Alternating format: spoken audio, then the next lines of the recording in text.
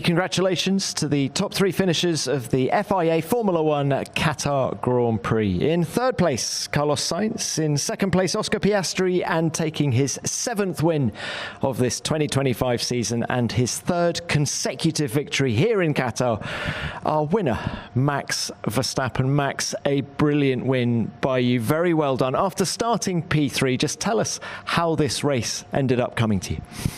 Yeah, I mean, start was decent. So I got one spot, and then from there on was of course just looking after the tires a bit. But then, of course the safety car came out basically at the right lap, so we opted to box, and I guess a lot of people behind me had the same idea. So the team did a very good job there.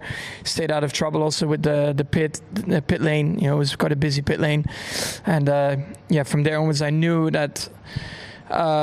We probably did the right thing, and I think that then also knew that the two McLarens needed a lot of pace, to overcome basically that kind of pit stop. So I think when the safety car again went away, of course initially they pulled away quite a bit, but for me it was of course just making sure that the two stint lengths were in the best possible pace from the first lap till the end, and I think we managed that well. Just trying to do my own pace and look after the tires, and it was enough, of course, till the flag. That safety car, just how surprised were you when you saw the McLarens stay out? Well, I mean, first of all, when they called me in, I had to look and remember that it was we were going into lap 7. So I was like, okay, now we can go to the end. So then, I was a bit surprised once I did the whole pit stop, because I mean, when they call you in, you're focused on, the box and making sure you're not in trouble with releasing and whatever. So when I came out of the pits, I was like, okay, I think this is a very good opportunity now for us to win the race. Was staying out even discussed over the radio? I don't know. I didn't hear anything, so maybe they were talking in the pit wall. But to me, it was very clear. I just got the call to box. Did you think at that moment this race was yours to lose? I thought at that moment that there was a big chance of winning it. Yeah, I don't think about losing. That's not in my head. I think about how to win. Look, Max, the car looked really strong today. Can you just tell us in what areas it was better in the race than it had been earlier in the weekend? I mean, it was still the same as in qualifying. I'm struggling with the same things, but we won the race today by the strategy. And then from there onwards, just trying to manage your issues in the best possible way. And I think we did that very well. Let's throw it forward a week. Just how hopeful are you about the car's potential in Abu Dhabi next week? I have no idea. I mean, again, I hope that we start the weekend well. Let's say like that. That would help a lot. I think on pure pace it will be tough, but a race like today also shows that it's not always straightforward, a Grand Prix, and a lot of things can happen. So I'm probably relying a little bit on that. You're 12 points behind Lando Norris. Given the season you've had, how much are you relishing this opportunity? I'm excited. I mean, I'm happy to go there and have a go at it. But like I said before, you need to also be realistic. That I think on pure pace, we're not at the same level. But at the same time, when strategy maybe comes into play or making the right calls at the right time, we might have the opportunity. All right, very well done today. Thank you for that, Max. Oscar, if we could come to you now. Speechless. I don't have any words of what you said over the radio on the slowdown lap. Can you describe your level of frustration after this P2? Pretty high. And I think that's saying quite a lot given the last few races I've had. But I mean, clearly we didn't get it right today, which is a shame because the whole weekend went very, very well. We had a lot of pace. I felt like I drove well. So it's pretty painful. Which hurts more, the disqualification last weekend or the loss of a win here in Qatar? I mean, I think on a personal level, I feel like I've lost a win today. In Vegas, I lost a P4. Obviously, for the team, it was a pretty painful weekend. But when you, I think for me personally, this probably hurts more. Can we delve into the safety car decision to stay out a little bit? Did you ask to pit yourself, and how surprised were you when you were aware that everyone behind you was pitting? I asked what are we doing, because we're getting pretty close to the pit entry and I hadn't had a call yet. So, I think when you don't get a call instantly when the safety car comes out, clearly there's probably some discussions going on about what to do. And in that situation, you have to trust the team, because they have a lot more information than the driver in the car on where gaps are and stuff like that. So in that scenario, I have to trust what the team decide. Let's look at the positives.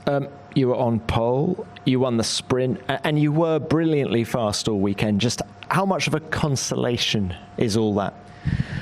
I think in the next few days, probably yes, that will be quite an encouraging thing. I think this weekend was probably one of my best of the season. Like, there's one or two others that I can think of being on the same level as this weekend. So from that side of things, I'm very, very happy and very pleased to just be back in terms of pace. But unfortunately, it's another weekend where something's just not going our way. All right, Oscar, thank you very much for that. Carlos, let's come to you. Brilliant performance by you. Now, you came into Qatar saying that you were probably going to have the most difficult weekend of the season, yet here you are in P3. Can you just explain what's happened?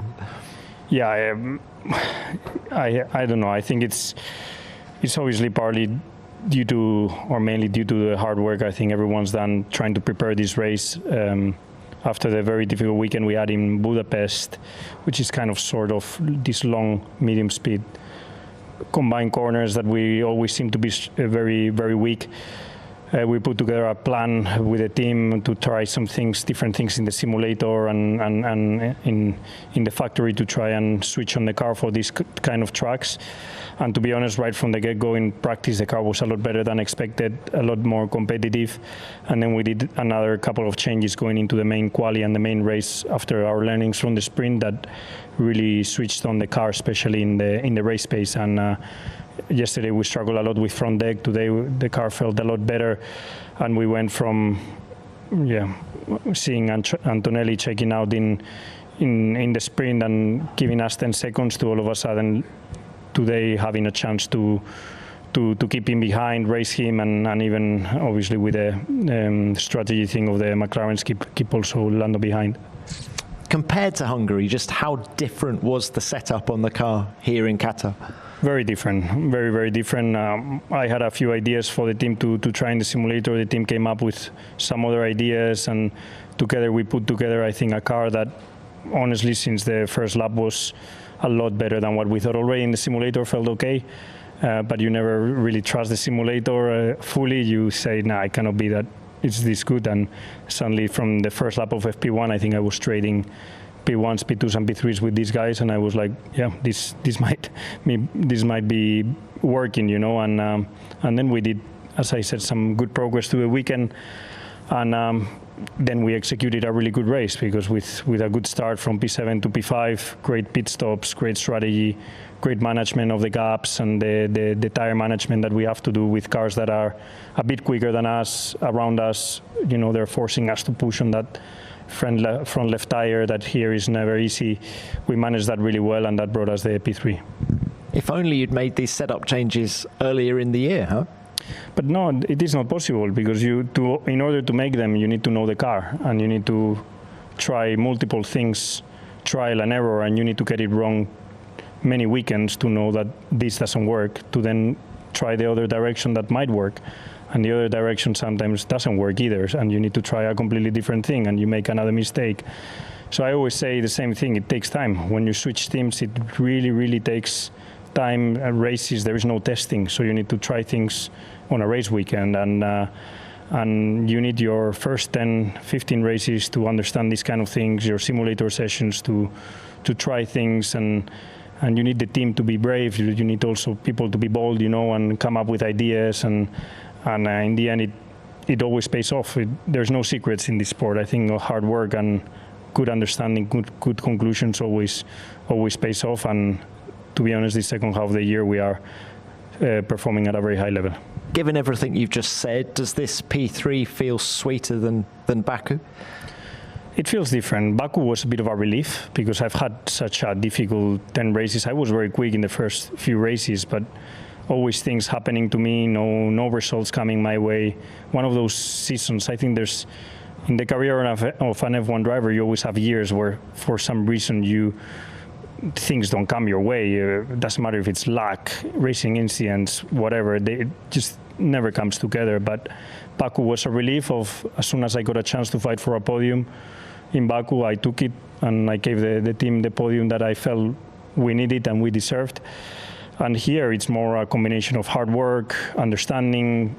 I'm extremely proud of the team because we've also struggled a bit at the beginning of the year with race execution, team comms, quali execution, and this weekend everyone's done a perfect job. Also the pit stops were perfect, everyone was perfect, and it's exactly what we all needed. All right, very well done. Thank you for that, Carlos. Right, do we have any questions from the floor? Name and publication, please. Who's first? Luke. Luke Smith from The Athletic. Oscar, can you just talk through the moment when I guess you realised that the race was slipping away and what was unfolding? Was it when you realised that everyone had pitted behind you? When I got told that everyone has pitted except for me, Lando and Ocon, and then Ocon pitted the next lap, I knew we were in some trouble. So, I think clearly some things to review, but I don't have any answers at the moment. Thank you. Next, where are we going? Matt, yeah.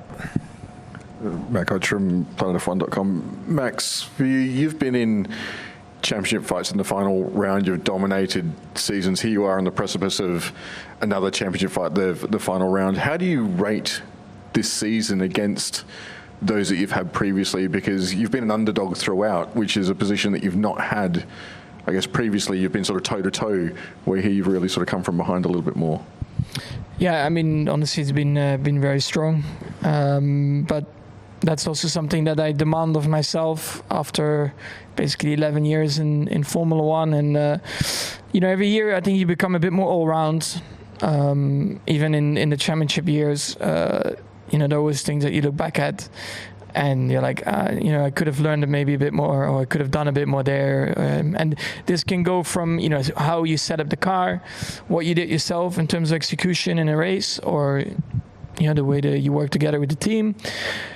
This year, we just had a really tough first half of the season, as everyone knows. But to still be in this fight, at the same time, I think we can be really proud of it, because I think in the middle of the season at some point it was almost not like you lose motivation, but it's just you don't really see a way forward of actually winning again in this season. It's almost like you have to hope that 26 would be better. But we definitely made some really good steps with the car, and in some weekends for sure we were in a very competitive state, I would say, where we could win races. But at the same time also we have won races where maybe we shouldn't have won, by like today, by making the right call as a team. And then, of course, it's still up to me to execute it in the best way possible. But that's, at the end of the day, also a proper team effort. The way I work also with my race engineer, with GP, and also the guys in the background, the whole team, very close to me. I think we're really well integrated to each other, and we know exactly what we need to ask of each other. And of course, that probably helps also when you're in a battle like this, when you are not the quickest, but you still pretty much maximize everything you've got. Thank you. Any more? Yep. Isabel Barker from The Sun. Oscar, you just seemed so sort of exasperated and fed up at the end there. Obviously, you need to have faith in your team at this point, title showdown. I just wondered sort of how you're going to go about kind of restoring that faith between you and the team, I guess. I don't think it's certainly not a catastrophe. I think we made a wrong decision today. I think that's clear, but it's not like the ended. So obviously it hurts at the moment, but with time things will get better. There's been lots of difficult moments this year, previous seasons together, and I feel like you always become stronger through some of these moments. But it all depends on how you deal with it. So I'm sure we'll get through it. But obviously at the moment it does hurt. Thank you. Another one. Jake Bortz, Low Water Sport. A question for Max, please. Max, you mentioned that there's been this sort of gradual process of discovering the car through the season. Can you sort of pinpoint that to any kind of eureka moments, sort of perhaps like after the summer break, kind of around Monza time, or has it been a season-long process to kind of get bedded in with this car and kind of understand it? It's probably a bit what Carlos said as well. You try a lot of things, and a lot of things didn't work. But then I would say since Zandvoort, we found a bit of a direction, I would say. And and then in some tracks it has worked really well. Some other tracks we still have limitations, like here as well. We know that in long, medium speed corners, we just don't, that doesn't suit our car, basically. Plus, I think also the more like medium downforce tracks, that's normally probably the best for us, medium to low downforce, for whatever reason. That's not this track, and it's probably not really in Abu Dhabi as well. There's also some long corners there, but that's something that we, of course, try to understand more also in the future. Of course, I know that the regulations are going to be completely different, but it's still very important to figure it out. What you have been doing, I don't want to say been doing wrong, or it's just something that, you need to get better at, basically. And that's what we are, continuing to do. Thank you, Max. Any more? Yeah, Luke Smith from The Athletic. Max, just building on what you're talking about in terms of the team coming together and gelling, obviously this will be your second F1 title showdown you're going into after 2021. How different will it feel this time around mentally, do you think? And obviously that was a very tough year, and you and Lewis were tied on points then. You're trailing this time and it seemed lost, but is it a different mental situation, or can you take lessons from 21 to now apply? No, I'm a lot more relaxed now. I mean, I know that I'm 12 points down. I go in there with just positive energy. I try everything I can, but at the same time, if I don't win it, I still know that I had an amazing season. So it doesn't really matter. It takes a lot of the pressure off. I'm just out there having a good time like I had today. I also started with, today with, we'll see how it goes. I know that when I sit in the car, I always try to maximize everything I can. And that's what I'll try to do, of course, also in Abu Dhabi. But at the same time, I also know that we need to rely on probably some external factors, to have a go at it. But a race like today shows that when you think it's going to be boring and straightforward, it's not. So I'm hoping that Abu Dhabi is going to be similar. Thanks, Max. Another one? Yeah, Phil Duncan, PA. Question for Max. Max, ahead of the this race, Zach Brown was saying that he described you as a guy in a horror movie that he keeps coming back effectively. I mean, do you think you're a little bit in McLaren's heads and you've got them scrambled, and that's why they're making these sort of mistakes? And then do you think that just puts you, in the box seat to win this 5th championship in Abu Dhabi? You can call me Chucky. Is that short enough for you? Well, I don't know. I mean, I saw it as well. I thought it was quite funny. From my side, I just focus on myself, and I know that when I go in the car, I just try to do the best, like I guess everyone does. But that's the only thing that I can control, right? And that's the only thing that I, of course, focus on. Thanks, Max. Yeah, back to Matt. One for Oscar. Zach and Andrew have said throughout the year that the emphasis is on treating yourself and Lando fairly and giving you an equal opportunity, and even so much as being willing to sacrifice the Drivers' Championship to afford you that opportunity. Now that you're living that scenario, how does that sit with you, and do you think that same approach next year is something you'd sign up to, having been through this experience? I don't think there's really been too many scenarios where it's been detrimental to us, really. I think is obviously what happened in Monza, but that's really the only one where maybe you can. Well, a lot of people did argue about it, but I think the last few races have been nothing to do with how we've approached things as a team going wrong. On my side, it's been some things with the car and myself just not working. But clearly Lando's been very quick the last few weeks. This weekend, I think we got it wrong just because that's what we thought was the right thing to do, not because we were concerned about what was fair or what was not. So I don't think we need to change that approach. I think it yields a lot of positives. Yes, there's some tough moments, but there's also a lot of tough moments if you go in a different direction to that. So I don't think we need to change anything. Okay, any more?